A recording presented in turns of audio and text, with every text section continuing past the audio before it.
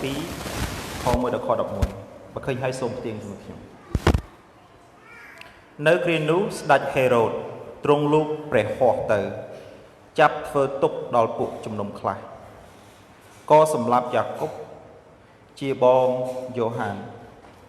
ដោយដាវផងលុះទ្រង់យល់ឃើញថាការនោះជាទីគប់ចិត្តដល់ពួកសាសយូដានោះក៏ចាប់ពេត្រុសថែមទៀតរីឯវេលានោះជាបុណ្យនំប៉័ងឥតដំបែកាលចាប់បានហើយនោះក៏ដាក់គុកព្រមទាំងប្រគល់ដល់ទាហាន4សង្កាត់ឲ្យឃុំរក្សាទុកដោយប្រាថ្នានឹងនាំគាត់មកនៅមុខពួកបណ្ដាជនក្រោយថ្ងៃបុណ្យរំលងដូច្នេះគេក៏ឃុំពេត្រុសទុកនៅក្នុងគុកតែចំណែកខាងពួកជំនុំគេខំប្រឹងអធិដ្ឋានដល់ព្រះឲ្យគាត់អស់ពីចិត្តរីឯនៅក្នុងពេលដែលស្ដេចហេរ៉ូតគិតនាំពេត្រុសមកនៅវេលាយប់នោះឯងគាត់ដេកនៅជាកណ្ដាលទាហាន2នាក់មានទាំងច្រវាក់2ខ្សែជាប់នៅខ្លួនហើយមានពួកទាហានចាំយាមនៅមាត់ទ្វាររក្សាគុកដែរនោះមើលមានទេវតានៃព្រះអម្ចាស់ឈរខាងគាត់ក៏មានពន្លឺផ្សាយមកក្នុងគុក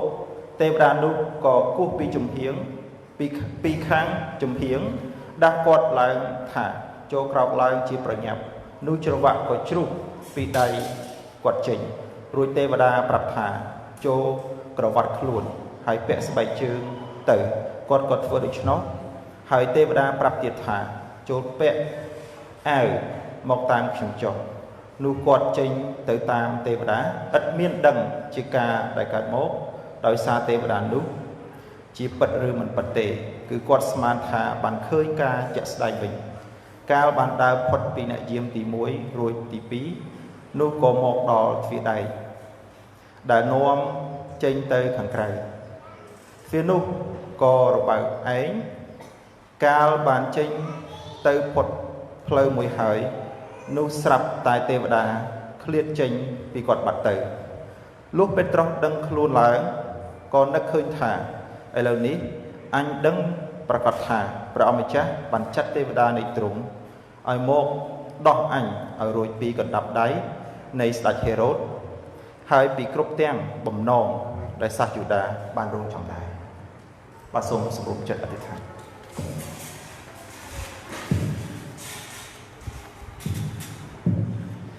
ព្រះបិតានៃទូលបង្គំនៃកងឋានសួគ៌ប្រងឲ្យគុណអរព្រះគុណទ្រង់សម្រាប់ព្រះបន្ទូលដែលជាភាសាខ្មែរទូលបង្គំអានហើយអរគុណទ្រង់ដែលទូលបង្គំមានព្រះវិញ្ញាណបរិសុទ្ធទ្រង់ជាអ្នកបង្ហាត់បង្រៀនយើងខ្ញុំជានិច្ចជាកាលអរគុណព្រះអង្គសម្រាប់ពួកជំនុំអរគុណព្រះអង្គសម្រាប់ឱកាសនេះដែលទូលបង្គំទាំងអស់គ្នាអាចនឹងយកចិត្តទុកដាក់ផ្ចង់អារម្មណ៍មិនគិតអ្វីផ្សេងគឺគិតអំពី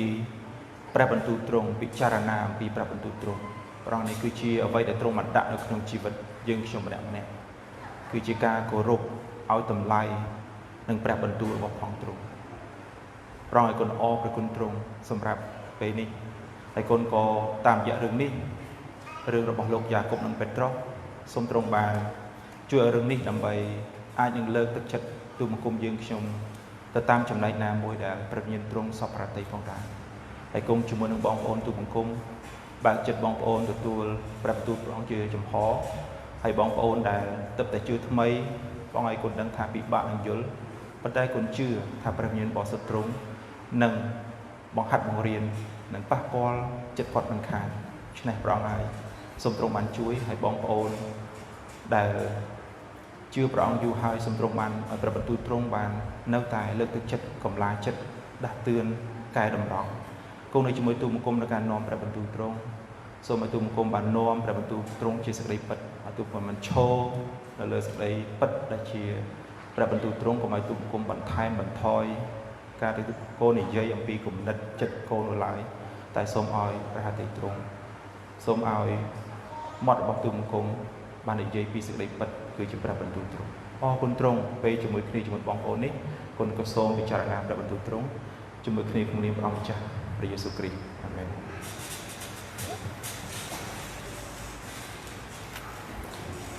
អរគុណព្រះអង្គ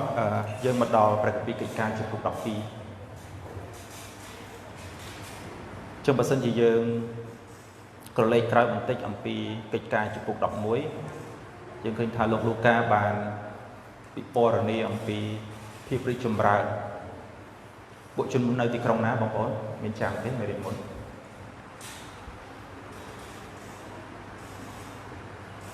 កាលពីចំពុក11លោកលូកាបានពិពណ៌នាអំពីការរីកចម្រើនពួកជននៅក្នុងទីក្រុង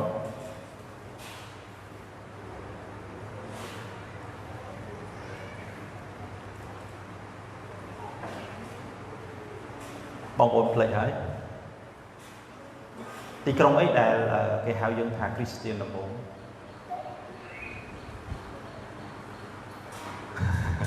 ទីក្រុងអាន់ទីយ៉ូកបាទអញ្ចឹងយើងបានដឹងច្រើនអំពីទីក្រុងអាន់ទីយ៉ូកហើយដល់ចំពោះ12នេះគឺលោកលូកាបានពិពណ៌នាអំពីព្រឹត្តិការណ៍ដែលកើតឡើងនៅក្នុងទីក្រុងយេរូសាឡិមវិញម្ដងឬក៏យើងអាចនិយាយថាអំពីការបៀតបៀនអញ្ចឹងនេះគឺជារចនាបថនៃការនិពន្ធរបស់លោកលូកាគាត់តែងតែលើកអំពីការបៀតបៀនការរីកចម្រើនហើយនិងការបៀតបៀនការរីកចម្រើននិងការបៀតបៀនដូចជានៅចំពុក6ចំពុក7អញ្ចឹងចំពុក6គាត់បានរៀបរាប់អំពីការរីកចម្រើនរបស់ពួកជំនុំហើយដល់ពេលចំពុក7គឺគាត់រៀបរាប់អំពីការបៀតបៀនគឺការសម្លាប់ស្តេផានហើយចំពុក11 12នេះ11គាត់និយាយអំពីការរីកចម្រើននៅអាន់ទីយ៉ូកហើយ12គឺគាត់និយាយអំពីការបៀតបៀនពួកជំនុំអញ្ចឹងតាមរយៈរចនាបថនេះយើងឃើញថាវាជួយលើកទឹកចិត្តយើងឲ្យយើងបានដឹងថាកុំឲ្យយើងត្រេកអររីករាយទឹកខ្លួននៅពេលដែលមានការរីកចម្រើនឡើងតទៅទៅនឹងពន្ធកិច្ចរបស់ព្រះអង្គព្រះអង្គធ្វើការហើយសាតាំងក៏កំពុងតែធ្វើការដែរចឹងទន្ទឹមពេលជាមួយគ្នាឲ្យយើងបានត្រៀមខ្លួនឲ្យយើងបានប្រុងប្រយ័ត្នយើងត្រូវត្រៀមខ្លួនជានិច្ចដើម្បីរៀនអំពីអ្វីដែលនឹងត្រូវកើតឡើងចឹងយើងត្រូវតែយល់ដឹងអំពីការនេះអរគុណព្រះអង្គឥឡូវសូមបងប្អូនទាំងអស់គ្នាបានមើលនៅចំពោះទី12ខ1នៅទីនោះស្ដេចហេរ៉ូតបានលូកព្រះហស្ថទៅចាប់ធ្វើទុកដល់ពួកជំនុំខ្លះបាទនេះគឺជាការរៀបរាប់អំពីការធ្វើទុកបៀតបៀនដល់ពួកជំនុំជាលើកទី2ការពីជំពូកទី7ជាការបៀតបៀនពួកជំនុំដែរប៉ុន្តែវាជាការបៀតបៀនបែបសាសនាទេរវាងយូដានិងយូដាដោយធ្វើការសម្លាប់ការសម្លាប់ស្តេផានប៉ុន្តែពេលនេះការបៀតបៀននេះធំជាងមុនគឺជាការបៀតបៀនពីស្ដេចហេរ៉ូតមែនតើហេរ៉ូតគឺជាឈ្មោះពេញរបស់គាត់ហេរ៉ូតអាគ្រីប៉ាទី1ប៉ុន្តែក្នុងព្រះគម្ពីរបានប្រើត្រឹមតែពាក្យថាស្ដេចហេរ៉ូតទេដើម្បីស្រួលយល់ប៉ុន្តែមែនតើគឺបញ្ញារបស់ផងទ្រង់គឺហេរ៉ូតអាគ្រីប៉ាទី1តែហេរ៉ូតនេះគឺជានាមត្រកូលហើយហេរ៉ូតនេះគឺត្រូវជាចៅប្រុសរបស់ហេរ៉ូតមហារាជបើយើងមើលព្រះគម្ពីរម៉ាថាយចំនួនព្រះយេស៊ូវប្រសូត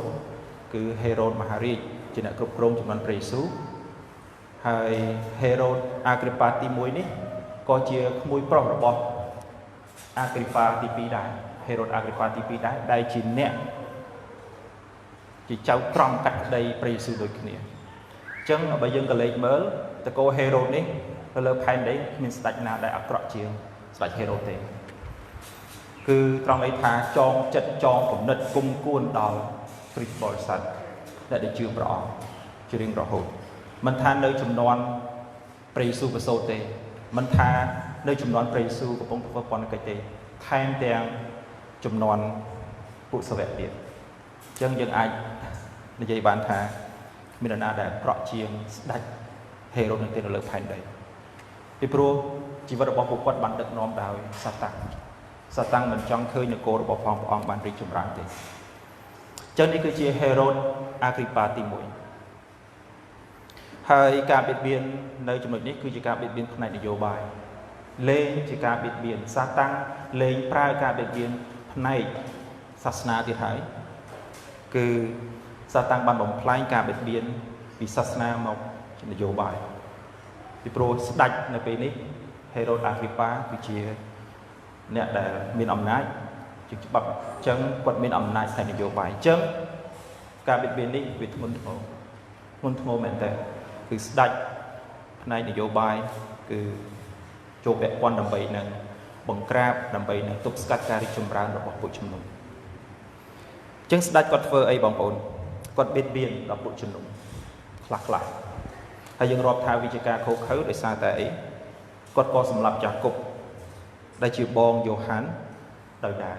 បងប្អូនយ៉ាកុបនេះគុំច្រឡំយ៉ាកុបដែលជាបងប្អូនជាមួយនឹងព្រះយេស៊ូវពីព្រោះនៅក្នុងព្រះគម្ពីរយើងមានយ៉ាកុបនេះគឺជាយ៉ាកុបយ៉ូហានហើយយ៉ាកុបនេះយើងឃើញថាក៏ជាម្នាក់ដែលមានតួនាទីសំខាន់នៅក្នុងពួកជំនុំដែរហើយយ៉ាកុបយ៉ូហាននេះនៅព្រះគម្ពីរម៉ាកុសជំពូក3ខ17ព្រះយេស៊ូវព្រះអង្គបានឲ្យឈ្មោះថ្មីដល់ពីអ្នកបងប្អូនហ្នឹងយ៉ាកុបជំពូក3 17ព្រះអង្គឲ្យឈ្មោះជាភាសាហេប្រឺថាបងឲ្យគេដែលមានន័យថាកូនផ្គោលាន់បាទជាគេមានងារថ្មីពីអ្នកបងប្អូននេះគឺកូននៃផ្គោលាន់ហើយក៏យើងឃើញអំពីអ្នកបងប្អូននេះដែរនៅលោកកាយជំពូក9ខ54បាទមានពេលមួយពួកគេបានដើរកាត់ទីក្រុងសាមារីហើយពួកសាមារីក៏អត់បានទទួលជឿដល់ព្រះអង្គអញ្ចឹងពីអ្នកបងប្អូននេះសូមព្រះយេស៊ូវថាម៉េចលោកកាយជំពូក9ខ54សូមឲ្យភ្លើងពីលើឋានសួគ៌ហ្នឹងមកបញ្ឆេះពួកសាមារីនឹងចោលតែម្ដង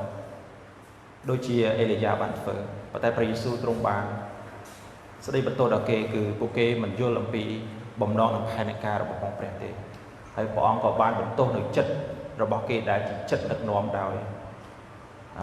អរិយសតាំង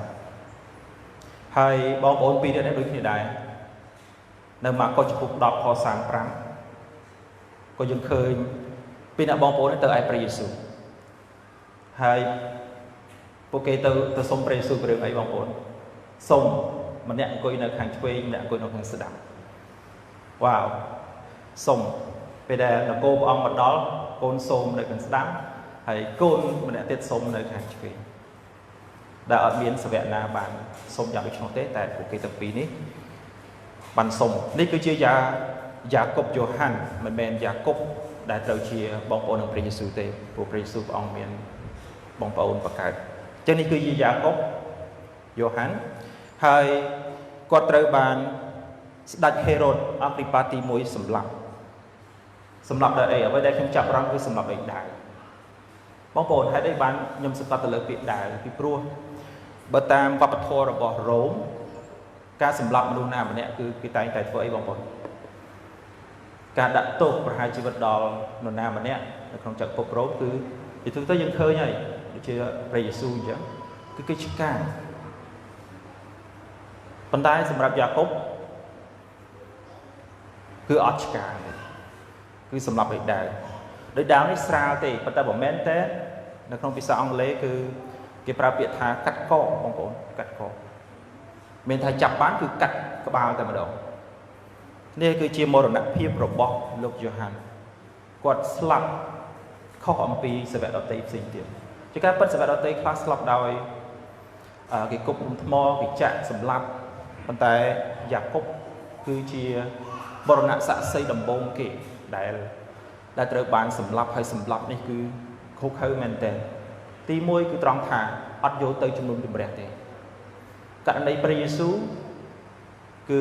គេយកព្រះអង្គទៅជំនុំជម្រះទោះបីជាគេធ្វើបន្តខ្លែងក៏ដោយប៉ុន្តែ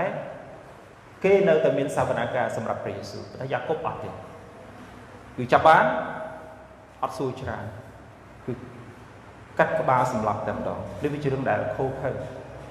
ចឹងវាជាសញ្ញាណមួយដែលបង្ហាញថាការបៀតបៀននេះមិនមែនជាការបៀតបៀនធម្មតាទេជាការបៀតបៀនដែលសាហាវបំផុតលែងមានចៅក្រមលែងមានក្តីក្តាំទៀតហើយគឺប្រើអំណាចនយោបាយសុទ្ធសាធដើម្បីនឹងបៀតបៀនដល់ពួកជំនុំចាប់បានគឺសម្លាប់ចោលតែម្ដងចឹងសម្លាប់ដោយដាវវាជាការសម្លាប់មួយការប្រហារជីវិតមួយក្រៅប្រព័ន្ធឬក៏របបរបស់រ៉ូមដែលធ្លាប់ធ្វើ ចឹងលេងត្រូវការច្បាប់ទម្លាប់ទៀតហើយលេងត្រូវការតឡាការទៀតហើយគឺបៀតបៀនឲ្យខានតែបានដល់ពួកខ្ញុំបៀតបៀនកាន់តែលឿនគឺកាន់តែប្រសើរពីព្រោះសាតាំងមិនចង់ឃើញពួកជំនុំរបស់បងប្អូនបានរីកចម្រើនទេគេអាចនឹងឮអំពីការរីកចម្រើននៅអន្តិយោ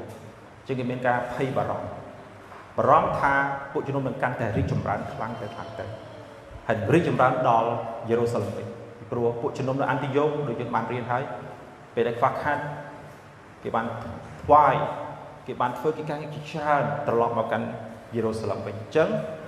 ហេរ៉ូតអាគ្រីប៉ាទី1នេះអត់គិតច្រើនលេងគិតអំពីច្បាប់ទម្លាប់គឺបៀតបៀនដែលអាចធ្វើទៅបាន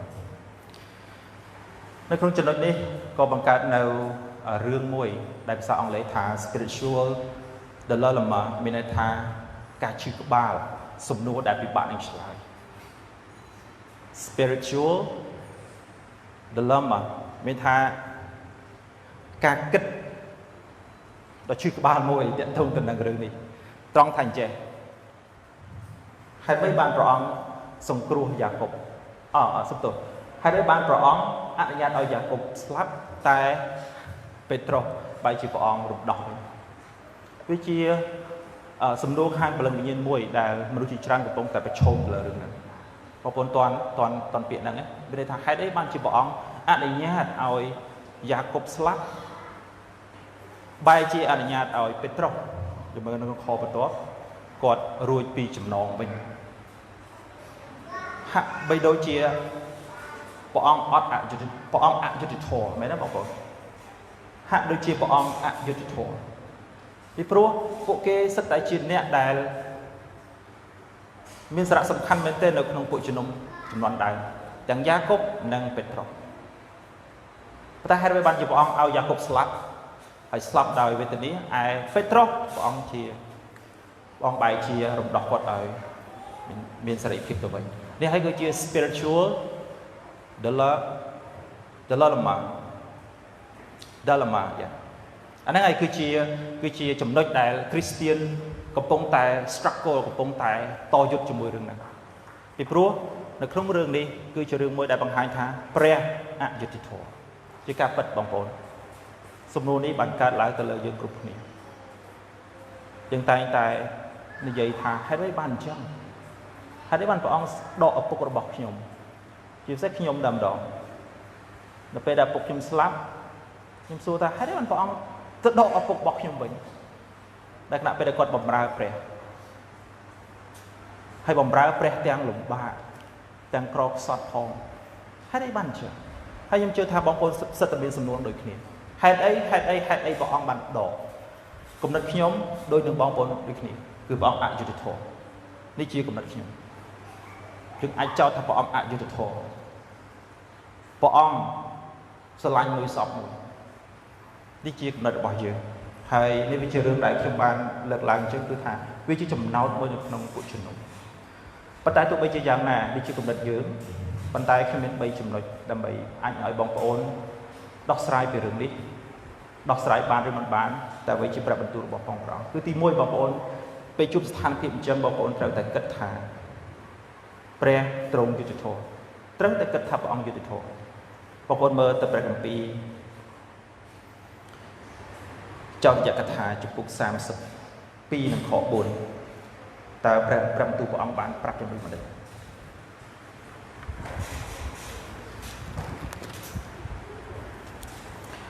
ចោទយកថាជំពូក32ខ4បានប្រាប់ថា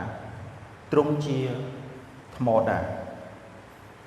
ការរបស់ទ្រង់សុទ្ធតែគ្រប់លក្ខត្បិតអស់ទាំងផ្លូវទ្រង់សុទ្ធតែប្រកបដោយយុត្តិធម៌ទ្រង់ជាព្រះដ៏ស្មោះត្រង់ឥតមានសេចក្តីទុច្ចរិតណាឡើយទ្រង់ក៏ត្រឹមត្រូវហើយទៀងត្រង់បាទខនេះក៏គេបាននិពន្ធជាបទចម្រៀងដែរត្រង់ស្មោះត្រង់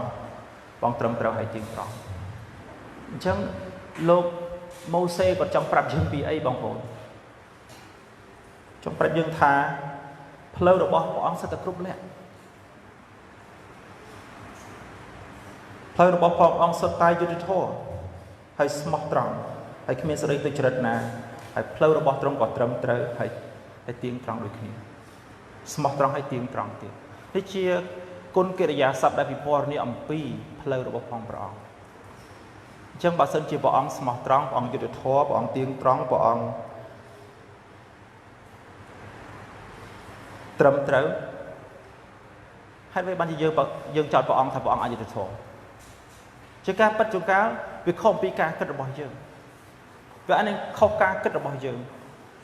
គ្រាន់តែជារឿងខុសការគិតរបស់យើងហើយព្រះអង្គហើយយើងហ៊ានចោទព្រះអង្គថាព្រះអង្គអយុត្តិធម៌តើវាសមហេតុសមផលអីទេជាការពិតយើងមិនអាចនឹងបកស្រាយនឹងយល់អស់អំពីរឿងដែលកើតឡើងប៉ុន្តែយើងត្រូវតែប្រកាសថាអ្វីដែលព្រះអង្គធ្វើគឺតែងតែយុត្តិធម៌ព្រះអង្គធ្វើតែងតែស្មោះត្រង់ហើយព្រះអង្គធ្វើតែងតែ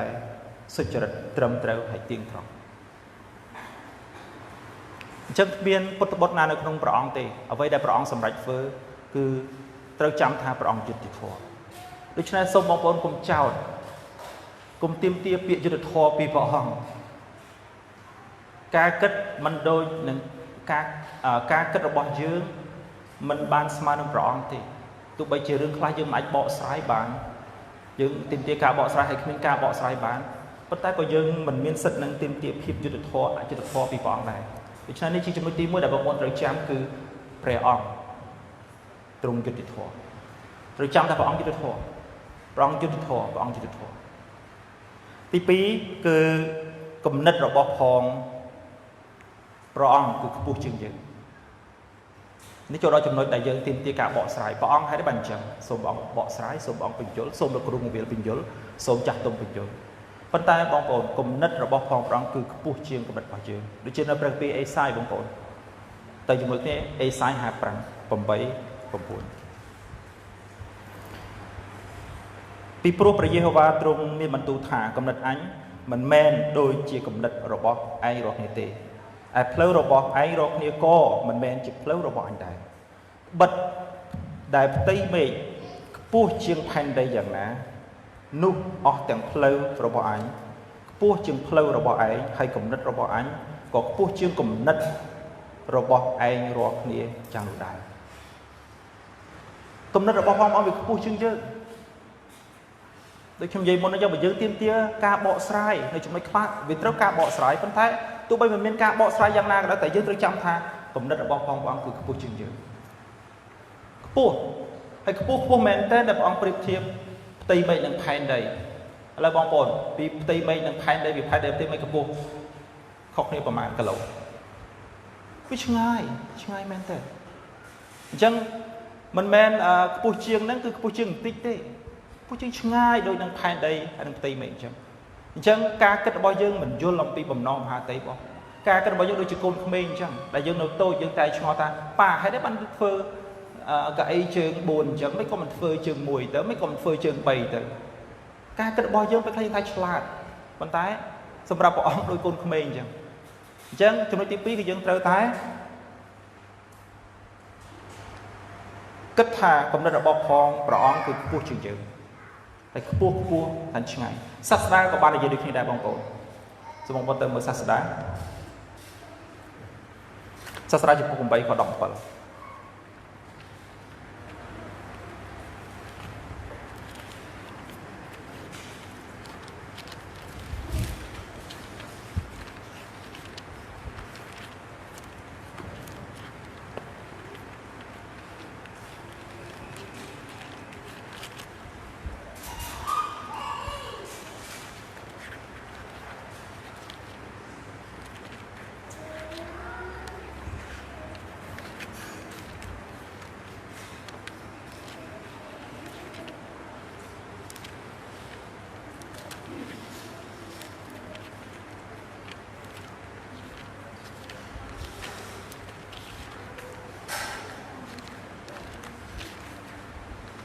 ចុះរកសាស្ត្រាអត់ឃើញ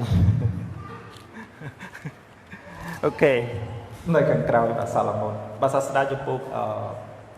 ខ 17បើទៅខ្ទាស់គ្នាបាទអូខេព្រះបន្ទូលព្រះអង្គថាម៉េច17 ខ 17នោះយើងបានយល់ពីការរបស់ផងព្រះថាមនុស្សនឹងស្វែងរកឲ្យដឹងពីអស់ទាំងការដែលកើតមកនៅក្រោម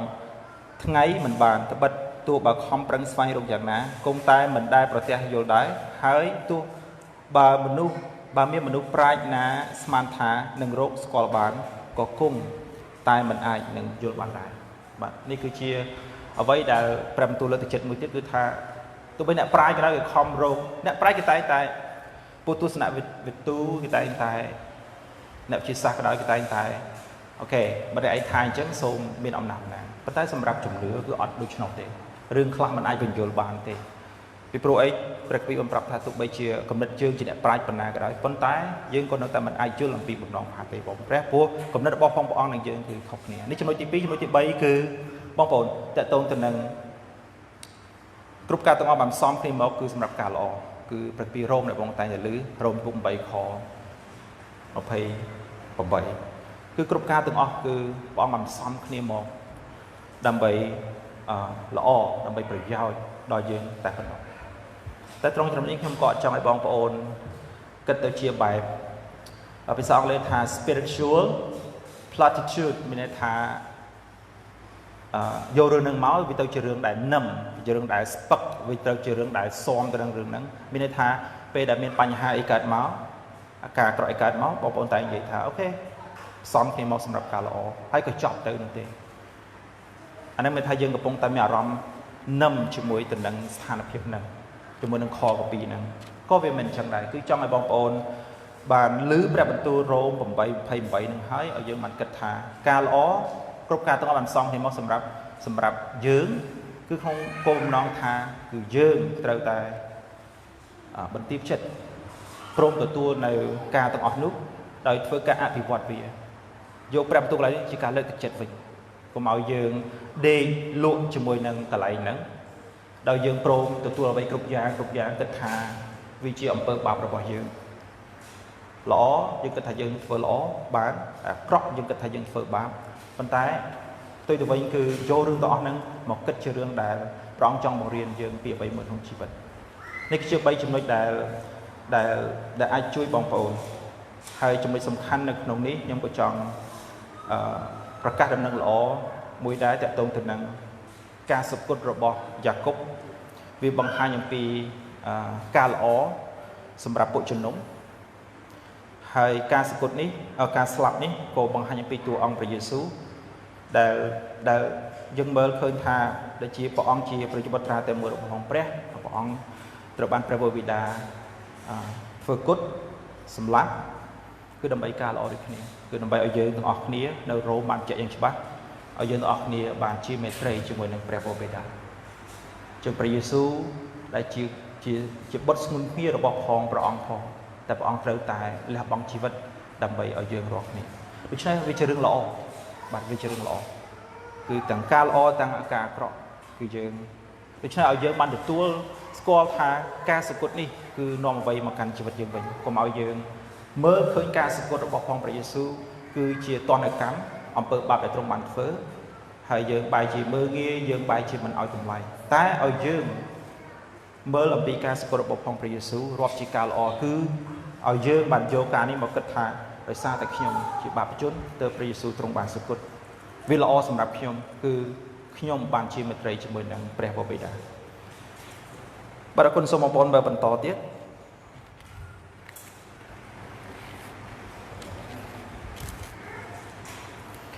នៅក្នុងខ3លុះទ្រង់យល់ឃើញថាការនោះជាទីគប់ដល់ពួកយូដានោះក៏ចាប់ពេត្រុសថែមទៀតរីឯវេលានោះជាបុណ្យនំប៉័ងឥតដំបាយបាទនេះគឺជាទ្រង់នោះគឺសម្រាប់ទៅលើហេរ៉ូតអគ្រីប៉ាដែលគាត់បន្ទាប់ពីសម្លាប់យ៉ាកុបហើយគឺទ្រង់ចាប់ដើមចាប់យ៉ាកុបពេត្រុសសំទោសចាប់ពេត្រុសម្ដងទៀតប៉ុន្តែគាត់ជួនអីនៅពេលនោះគឺជាបុណ្យនំប៉័ងឥតដំបាយអញ្ចឹងសម្រាប់ជនជាតិយូដានៅក្រៅពេលនោះគឺអត់មានការកាត់ទោសឬក៏ការសម្លាប់អីទេគឺជាបុណ្យដែលមានភាពអសប្បាយជាមួយនឹងព្រះអញ្ចឹងក្នុងចំណុចនេះយើងឃើញថាហេរ៉ូតគាត់បានត្រឹងបន្តិចដែរត្រឹងបន្តិចនេះមិនមែនតែព្រោះតែគាត់គិតថាខ្លាចបណ្ដាជនទេគឺគាត់ចង់ធ្វើឲ្យទីមួយយើងអាចនិយាយថាគាត់ចង់ធ្វើឲ្យខ្លួនគាត់មានប្រជាប្រិយភាពគាត់ចង់បង្ហាញថាគាត់គឺជាអ្នកដែលចោះចូលជាមួយនឹងច្បាប់យូដា 100% ហ្មងសូម្បីតែនៅ បុណ្យនំប៉័ងអិនដំបែក៏ដឹងហើយយើងថាបុណ្យហ្នឹងមានតែអត់មានសម្លាប់ទេមានតែអ្នកដោះលែងដូចជាមន្តព្រះយេស៊ូវអញ្ចឹងបាទគេសុចិត្តយកបារ៉ាបាសជាជាងព្រះយេស៊ូវចូលអត់មានការសម្លាប់ទេមានតែការដោះលែងអញ្ចឹងដូចគ្នាមិនមែនហេរ៉ូតអាគ្រីប៉ានេះគាត់បង្ហាញថាអូគាត់ខ្លាចបណ្ដាជនទេពីព្រោះការបៀតបៀនគឺការបៀតបៀនហើយប៉ុន្តែគាត់ចង់បង្ហាញលេខសេណារីយ៉ូមួយទៀតលេខចិត្តសាស្ត្រមួយទៀតគឺគាត់ចង់បង្ហាញថាគាត់ជាអ្នកដែលគោរពដល់ប្រពៃណីទំនើបរបស់យូដា 100% តែម្ដងអញ្ចឹងអូខេអត់តនអីទេទុកសិនចុះចាំក្រោយព្រឹកពីប្រាប់ថាក្រោយ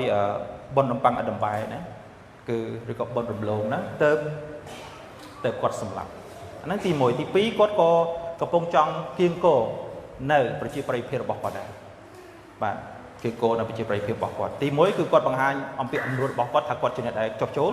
ទី2គាត់ក៏បង្ហាញគាត់ចង់បាននៅប្រជាប្រិយភាពរបស់គាត់ដែរបាទអញ្ចឹង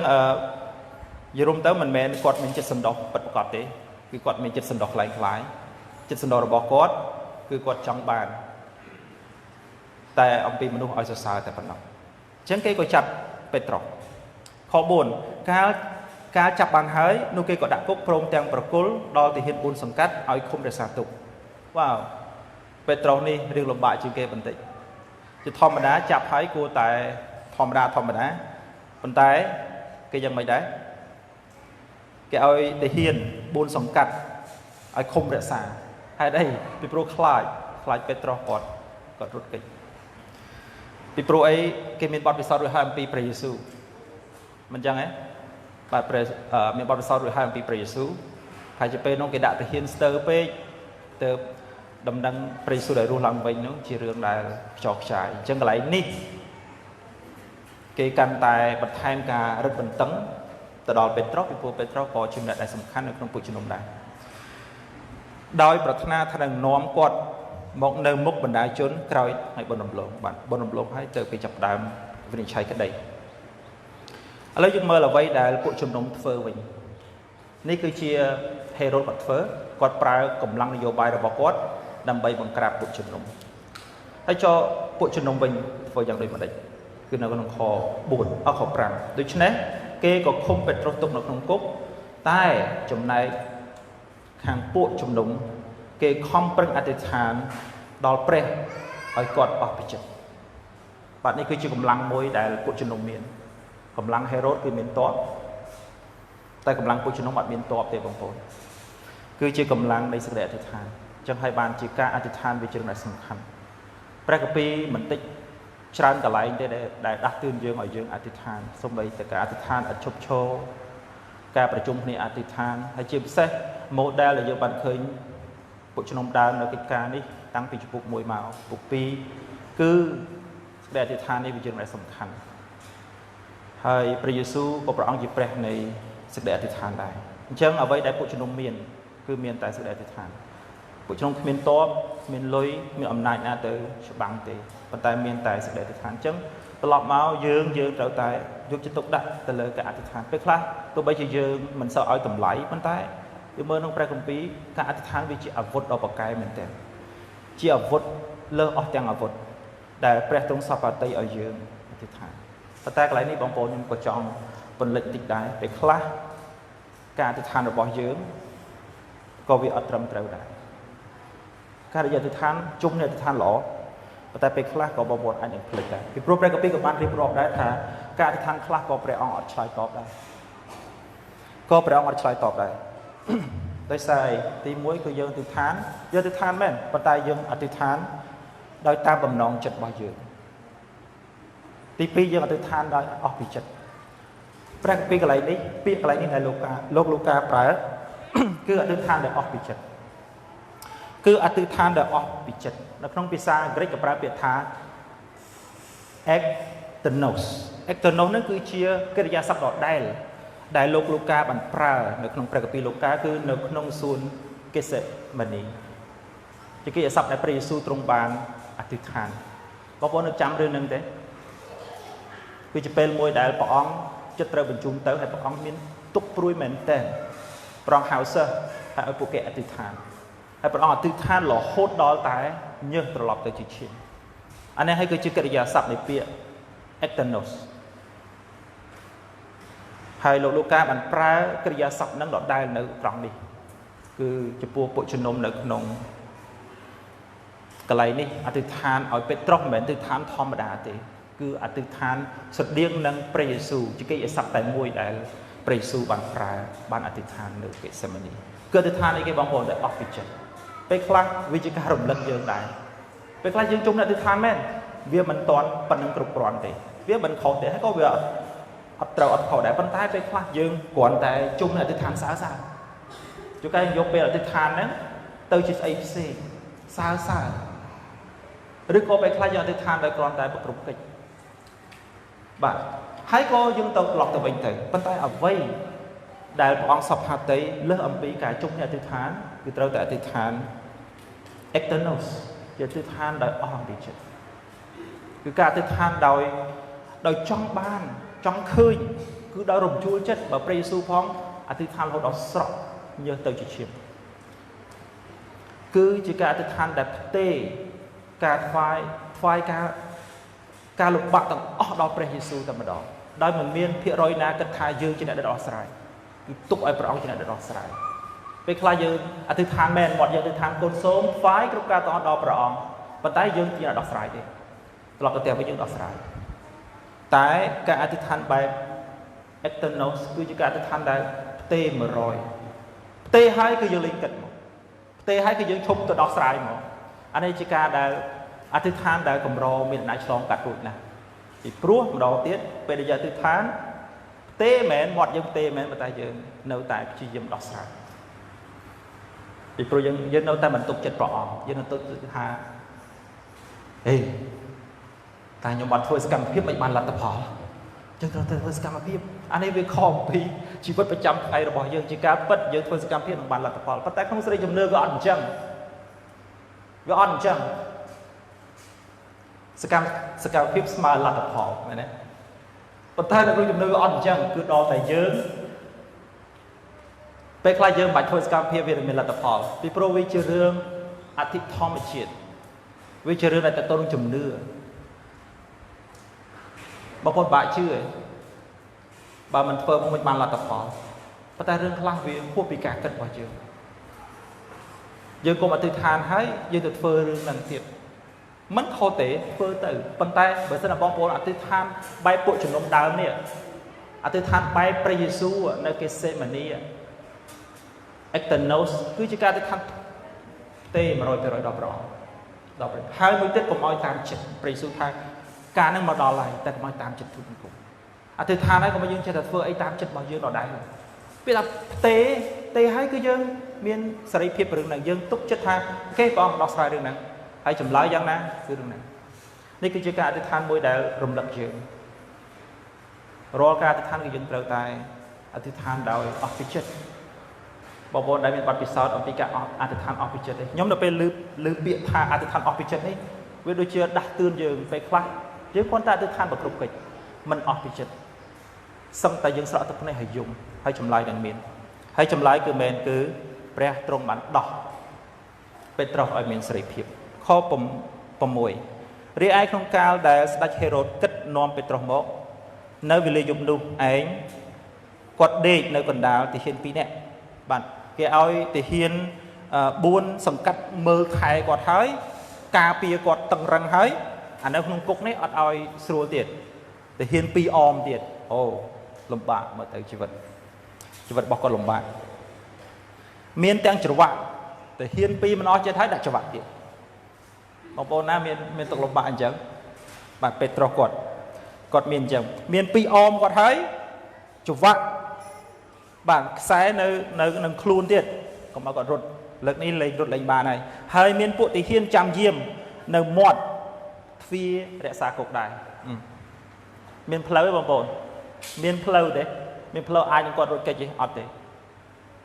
สถานเพียบการเปียดิคือตังรังคลังปัจจัยอกุลปรองประชิมชาตรงมันได้ผลิตในสุดาติทานดอกออกพิจิตรรบปุจนมเตคือคอปุ่มเปิลคือปองบันจัดอีกนุ่มเมลเมียนเทวดาในประอมจาโชขังกอดก็เมียนปนลือทรายหมกขนมกุกเทวดานุก็กู้ปีคางจมเฮียง ដាស់គាត់ឡើងថាចូលក្រោកឡើងជាប្រញាប់នោះច្រវាក់ក៏ជ្រុះពីដៃគាត់ចេញបាទអ្វីដែលឆ្ងល់គឺពេត្រុសគាត់អាចគេងលក់បានបងប្អូនមានស្ថានភាពបងប្អូនប្រហែលអ្នកដែលអាចលេងលក់បាននៅពេលដែលមានបញ្ហាអញ្ចឹងស្ថានភាពពេត្រុសដឹងតែព្រឹកឡើងដាច់កដូចគ្នាប៉ុន្តែគាត់អាចលេងលក់បានបងប្អូនអញ្ចឹងកន្លែងនេះចង់បង្ហាញថាអីពេត្រុសទុកចិត្តព្រះអង្គពេញទីគាត់ជឿថាព្រះអង្គនឹងដោះគាត់អានេះហើយគឺជាការអធិដ្ឋានដ៏អស់ពីចិត្តគឺបែបយ៉ាងដូចនោះគឺជឿដ៏អស់ពីចិត្តថាអូខេដូចយើងមិនត្រូវគេមិនលក់ទេហើយយើងរាល់ថ្ងៃគឺយើងអធិដ្ឋានហ្នឹងយើងគេអត់លក់ដេកកងថ្ងាស់គិតថ្វាយដល់ព្រះយកខ្លួនឯងមកគិតខ្លួនឯងប៉ុន្តែពេត្រុសគាត់គេលក់ស្កប់ស្កល់ទៀតរហូតដល់ទេវតាទៅដាស់បាទមិនធម្មតាទេគាត់អាចដេកលក់នៅក្នុងស្ថានភាពនេះបានមិនតែគាត់អស់កម្លាំងទេបងប្អូនធម្មជាតិជាមនុស្សគឺមានបញ្ហាគឺដឹងតែដេកមិនលក់ហើយពេលខ្លះបងប្អូនមានបញ្ហាតូចតែមួយផងគាត់ដេកអត់លក់បានហើយពេត្រុសបញ្ហាដល់ជីវិតតែគាត់អាចដេកលក់បានដោយសារគាត់ទុកចិត្តហើយគាត់ជឿប្រកបថាព្រះទ្រង់នឹងដោះគាត់ឲ្យមានសេរីភាពអញ្ចឹងគាត់ដេកបើយើងអាចនិយាយលេងថាគាត់សមុខទៀតផងមិនស្រួលបាទរហូតដល់ទេវតាដាស់ហើយដាស់ហ្នឹងយ៉ាងមិនទៀតព្រះកពីរេរ៉ាបន្តទៀតថាម៉េចទោះបីទេវតាប្រាប់ថាឲ្យពាក់អាវពាក់អីមែនហើយនៅចុងខខ្ញុំសរុបចុះឲ្យដើរកាត់អ្នកយាមទី1ទី2ទី3ដល់ទ្វារដែរក៏ដោយតែពេត្រុសគាត់គិតថានៅមីងមាំងឡើយនិយាយមួយម៉ាត់ថានៅមីងមាំងគាត់មានអារម្មណ៍ថាសុវត្ថិភាព 100% ដេកយ៉ាងសុខស្រួលបានហើយនៅក្នុងចុងខគឺឃើញថាគាត់គិតថាជាការយល់សុបិនយល់សពអីចឹងទៅហើយមានថាអារម្មណ៍របស់គាត់អាចគេលក់បានរហូតដល់តែដាក់ឲ្យដែរសឹងតែមិនចង់ភ្ញាក់ទៀតនេះគឺជារឿងមួយដែលយើងគួរតែរៀនពីព្រះអង្គនៃគូសាវនគេលក់យកឡើងកុំអត់គេឲ្យសោះទុកចិត្តពេញទីអស់ពីចិត្តលើព្រះអង្គខ្ញុំឃើញតែគូអត់គេពួកអីខ្ញុំឃើញ Facebook online ហេតុអីខ្ញុំដឹងពួកខ្ញុំអត់គេដែរអញ្ចឹងយើងរៀនថ្វាយដល់ព្រះអង្គទោះបញ្ហាតូចធំយ៉ាងណាទីឋានថ្វាយព្រះអង្គឲ្យគេចោះកុំសង្ស័យហើយរឿងនេះបងប្អូនជឿមិនជឿវាជាពិសោធន៍ផ្ទាល់ជាមួយនឹងព្រះអង្គដូច្នេះសារម៉ោងច្រើនដែរខ្ញុំសូមបញ្ចប់ប៉ុណ្ណឹងហើយមេរៀនក្រោយយើងនឹងបន្តពីខ12ទៅដោយសារមេរៀននេះវាវែងពេកជាងខ្ញុំកាត់ពាក់កណ្ដាលបាទគុណព្រះសូមប្រមាណប្រទានពរហើយសូមសម្ពុជចិត្តទីខាងព្រះបិតានៃទូបង្គំគុណអរព្រះគុណទ្រង់សម្រាប់ព្រះបន្ទូលទ្រង់ដែលទ្រង់បានបន្សល់ឲ្យទូបង្គំបានរៀនសូត្រជាមួយគ្នាគឺតកតងទៅនឹងអ្នកបម្រើព្រះអង្គ2នាក់គឺលោកយ៉ាកុបនិងពេត្រុសដែលពួកគាត់បានលះបង់ជីវិតគ្រប់បែបយ៉ាងដើម្បីនឹងប្រយោជន៍នឹងនគរព្រះអង្គដំណឹងល្អព្រះអង្គហើយទោះបីជាពេលខ្លះកូនមើលទៅហាក់ដូចជាព្រះអង្គអយុត្តិធម៌តែព្រះអង្គបានទុកម្នាក់ឲ្យរស់ហើយព្រះអង្គទុកម្នាក់ទៀតឲ្យស្លាប់ព្រះអង្គទុកម្នាក់ឲ្យមានសេរីភាពហើយព្រះអង្គបែរជាឲ្យម្នាក់ត្រូវស្ដេចហេរ៉ូតសម្លាប់យ៉ាងណាប៉ុន្តែព្រះអង្គអីនេះគឺជាគំនិតរបស់ទូបង្គំដែលគំនិតរបស់ទូបង្គំតែងតែទាមទារហេតុផលប៉ុន្តែព្រះអង្គអើយគំនិតរបស់ផងព្រះអង្គគឺខ្ពស់ជាងគំនិតទូបង្គំឆ្ងាយណាស់គំនិតរបស់ទូបង្គំដូចជាកូនក្មេងដែលអត់យល់ពីអីហើយព្យាយាមយល់រឿងគ្រប់សពបែបយ៉ាងព្រះអង្គឲ្យគុណអរព្រះគុណទ្រង់ហើយសូមព្រះអង្គបានគង់នៅជាមួយទូបង្គំឲ្យទូបង្គំបានដឹងថាផ្លូវព្រះអង្គក៏សុចរិតគ្រប់យ៉ាងអ្វីដែលព្រះអង្គសម្រេចព្រះអង្គរៀបចំគឺសុទ្ធតែស្មោះត្រង់ហើយសុចរិតហើយព្រះអង្គហើយកូនក៏សូមព្រះអង្គបានជួយទូបង្គំដឹងថាគ្រប់ការទាំងអស់ដែលទ្រង់បានផ្សំមកទាំងការល្អនិងការមិនល្អគឺសម្រាប់តែទូបង្គំប៉ុណ្ណោះដូចជាការដែលព្រះអង្គបានដកនៅប្រជញ្ញរបស់ផងព្រះយេស៊ូវគឺជាការដែលឈឺចុកចាប់ជាការដែលមិនគួរប៉ុន្តែបើគ្មានការនេះទេគឺទូបង្គំយើងខ្ញុំទាំងអស់គ្នាមិនអាចនឹងជាមេត្រីជាមួយនឹងព្រះបិតាឡើយនេះហើយគឺជាការល្អដែលទូបង្គំបានជាមេត្រីនឹងព្រះអង្គដូច្នេះសូមឲ្យទូបង្គំដែលមិនទាន់ជឿព្រះអង្គឡើយបានបន្ទាបចិត្តកាយទទួលព្រះអង្គហើយស្រឡាញ់ព្រះអង្គជឿព្រះអង្គដោយស្មោះពីចិត្តដែលព្រះអង្គដែលជឿថាព្រះអង្គជាព្រះដែលអាចនឹង ជួយទូបង្គំគ្រប់ពេលវេលាប្រងហើយសូមទ្រង់បានជួយដល់សក្តិអធិដ្ឋានរបស់ទូបង្គំដែរពេលខ្លះទូបង្គំអធិដ្ឋានពេលខ្លះកូនធ្វើប្រហែសកូនអធិដ្ឋានបែបបង្គ្រប់កិច្ចកូនអធិដ្ឋានគ្រាន់តែអធិដ្ឋានកូនអធិដ្ឋានគ្រាន់តែទូបង្គំមិនបានអធិដ្ឋានដោយអស់អំពីចិត្តគឺជាការដែលអធិដ្ឋានផ្ទេរនៅពេលទូបង្គំមានដល់ព្រះអង្គហើយទូបង្គំអាចចូលសម្រាប់បានប្រងហើយសូមទ្រង់បានជួយហើយកូនក៏សូមផ្ញើព្រះបន្ទូលព្រះអង្គនិងបងប្អូនផងបន្ទូលថ្វាយគ្រប់ការទាំងអស់នេះក្នុងនាមព្រះម្ចាស់ព្រះយេស៊ូវគ្រីស្ទ